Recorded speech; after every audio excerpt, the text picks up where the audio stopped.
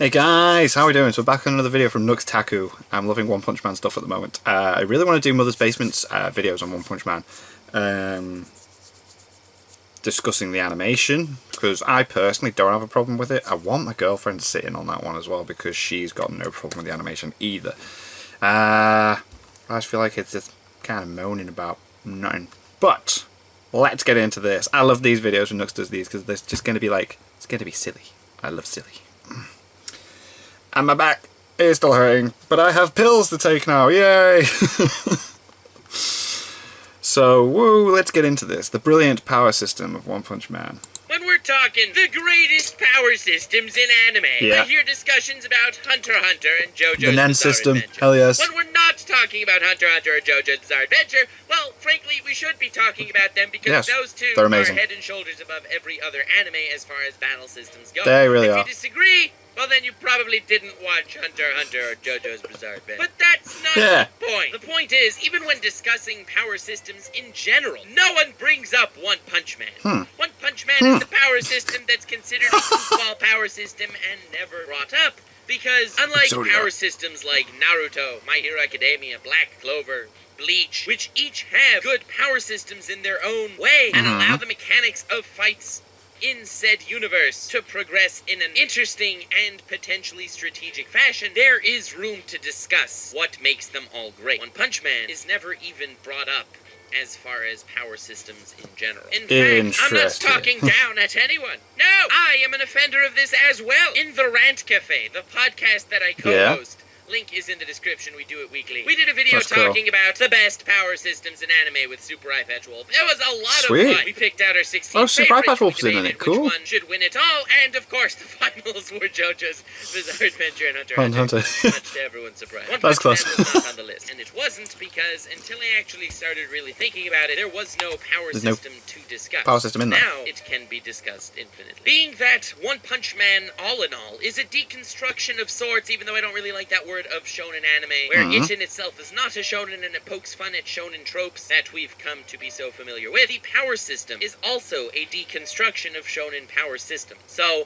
while mechanically, it in itself, without the One Punch Man narrative accompanying it, is utter garbage trash, it doesn't even exist. There's nothing to talk about. In the first episode, guy says, "Oh, I like crabs a lot, so I became a crab monster." In the first episode of the second season, I like lizards, so I became a lizard monster. Yeah, this is some pretty epic power system right here. Can relate, but pair it up to the deconstructionist narrative of the series at large, and honestly, it has now become easily my third favorite power system in anime after Hunter x Hunter's and JoJo's. Interesting. And I say that because I don't want to overcompensate. I find that while I'm working on a certain video of a certain topic, I end up liking it way more than I'll end up liking it. So I'm saying third favorite, even though right now I'm kind of freaking loving it. Just like the mechanics of, say, One Punch Man's a battle amazing, shonen bro. could not Season work 2 if so the main good. character was One Punch Man-esque. A man who, granted, he had a dream, but right now he's living, wallowing in depression, and I'll make a whole video on him another time, so we don't need to get into his psyche at the moment. The idea of a battle shonen anime relies on the ideals of the main character. The character that wants to become the Hokage, the Pirate King, the Wizard God, the hero, butt-sucker, whatever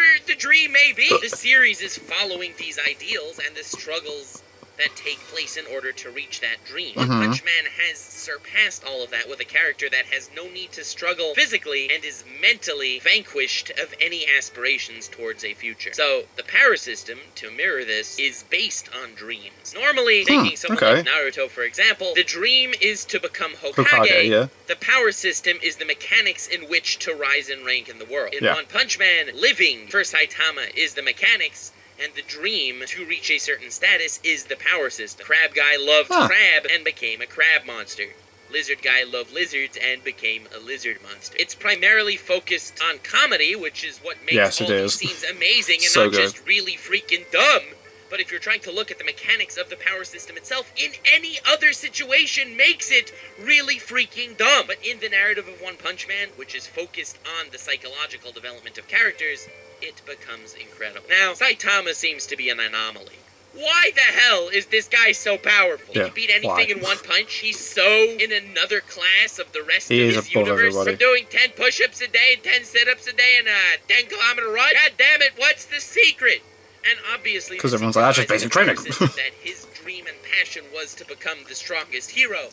So he's become the strongest hero with any mental fallback that may have. And if you pay attention, the power system garners an understanding of the psyche of everyone within the world as well. Saitama's is the most straightforward. He wants infinity, so he broke his limiter. Garo, the villain of Season 2, as he said when he's first introduced, humans are weak, I want to become the most wants to powerful become a monster. Yeah. And so he's become the most powerful villain. This isn't supposed to be some massive, broad video covering every single character in all of One Punch, but to cover a few in Episode 1 to point out why I'm in love with this power system right now, as I've mentioned, Crab Guy.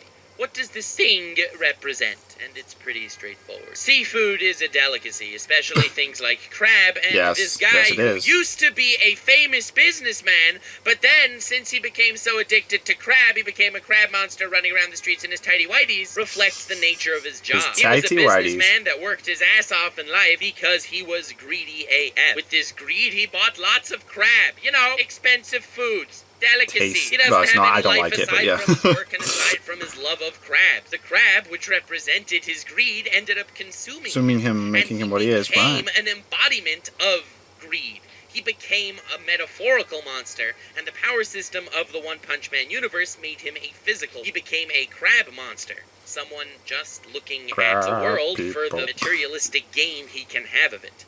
And being that someone is self-destructive in this tendency and it will wind up destroying them, he was running around the city in his tighty whities, without any self-awareness of the destructive causality of his actions, and the fact that basking in greed, purely living for the money, and without making any actual human relationships, will eventually destroy you. Yes. And he was eventually destroyed. Fair enough. Even though the power system is pretty straightforward, passion for crabs became a crab monster, it can also be looked at as metaphors for the different life decisions that all these other characters have made, which wound up in developing certain supernatural abilities. Right, okay. Of course, no one in the world itself is aware of the power system acting in such a fashion. Okay. No one realizes or discusses how to use this power system to their advantage because the idea of living blind without any idea of what different actions can do to us is something else that society is plagued by.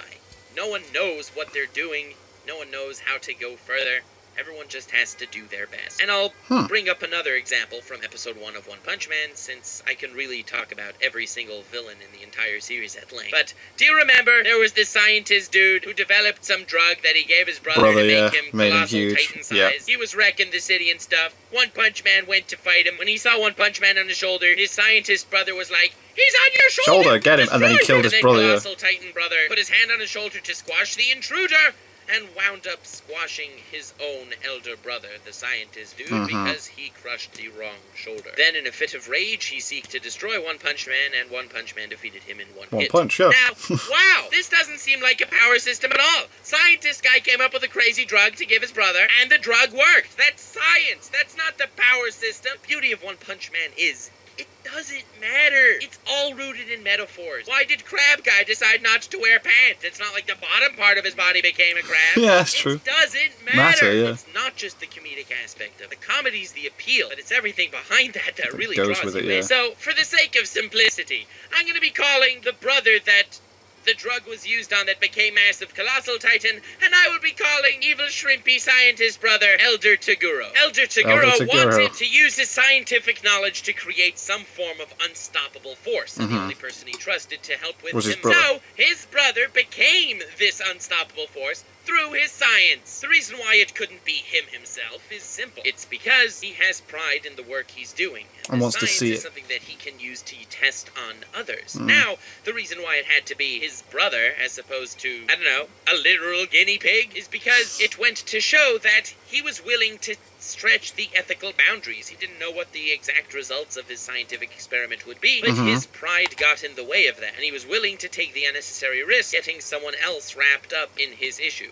It was this pride that caused his downfall. Literally, his brother, as a giant, killed him like he was nothing by accident. And this entire little journey of his is a pretty solid, straightforward metaphor to this lifestyle that I can see as very prevalent in this day and age. When someone is hell-bent on getting his idea to work, and he's prideful of his land to the point that he doesn't care about those surrounding him, and he will use that on others. His pride will bring him towards a level of unethicability, because even though his brother is the most dear person in the world to him, He still he used begins to lose sight of all that. And he's just wrapped up in his own success to the point that that can destroy him. Not literally creating a monster that will eat him, because that's not what every prideful scientist does. Nothing against prideful scientists. A little bit of pride is great, but when it consumes you to the point of corrupting your very morals, that's the red flag zone. And that's when it'll end up consuming you and destroying you. And those relationships that you've held so dear to you in the past, once put in the backseat of your true passion, can end up turning against you, even subconsciously, like the accidental way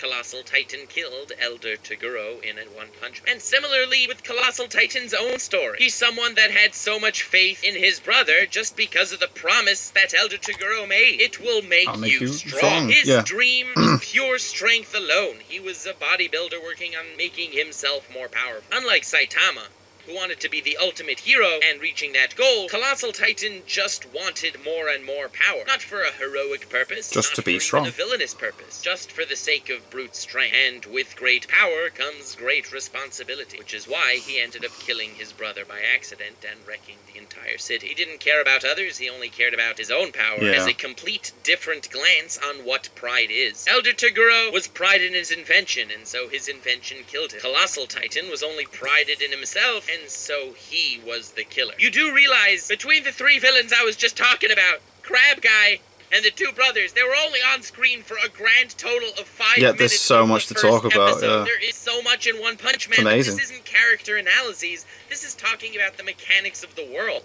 This is talking about how passion can consume someone, be it for good or for bad. This is a metaphor to the power system of One Punch Man, and it applies to every single being in the world. I am not fully up to date in the manga, but my friend Briggs was telling me how all the S-class heroes are evolving further and the like, and it just matches up with everything that this world is offering us. At the end of the day, One Punch Man is superficially a comedy, and if looked at more deeply, a narrative on the human psyche and what passion is, as well as what it does to someone. On a mechanical perspective, what an interesting video. Is absolute garbage. Just like on a mechanical perspective, a hero so overpowered it can take down any opponent in one punch is absolute garbage. But since One Punch Man is a deconstruction of that narrative, as well as focusing on entirely different themes, it makes everything great. Animation oofs in Season 2 or not, I am in the narrative of One Punch. I do intend to make more I don't have any problems videos, with the animation. so definitely feel free to subscribe if you enjoyed this one.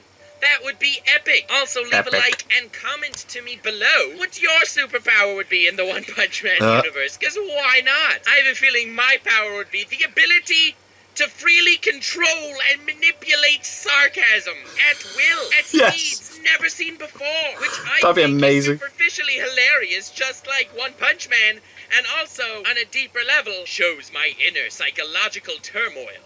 How every bit of sarcasm has a lot of truth to it, despite the fact that it can be contorted in various ways. And also that I'm a sociopath. So definitely subscribe. I see no reason why not. Link in the description to my Twitter. Feel free to follow me there. Let me know future One Punch Man videos you'd like me to make, because there is so much to say. The series is a goddamn masterpiece. A classic. Top 10 anime of all time. Link in the description to my Patreon. All patrons are invited to the Discord server, and it is really appreciated, and it really helps me maintain the channel. Like, honestly, you're all goddamn heroes. I especially wanted to thank David Anole, Negus Nogus, Burning Bush, Rise Warren, Sage of Snake, Justin Smith. That was good. I am really enjoying One Punch Man. It's annoying. I'm literally waiting for a new episode to go up, and I'm finally going to see Endgame tonight. JD Finchery, Laser, the Ethan Ravy Landek, King Tank Games, Kevin It's going to be awesome. Can't wait.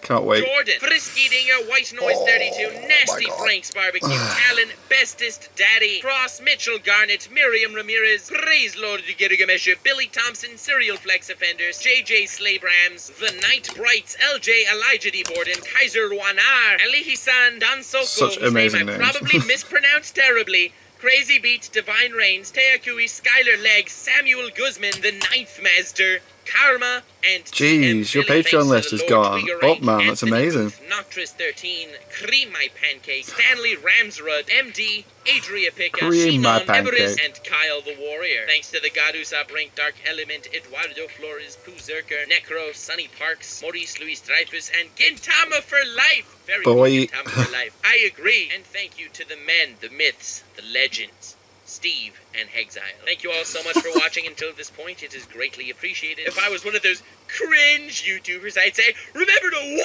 punch that notification bell! And I just did it, so I guess I am a cringe YouTuber. Well, anyway, stay weird, fam! That's boss. Doodle it, doodle it, doodle it. Yeah, considering, like I said, what, 5 minutes screen time in total? There's a lot to talk about.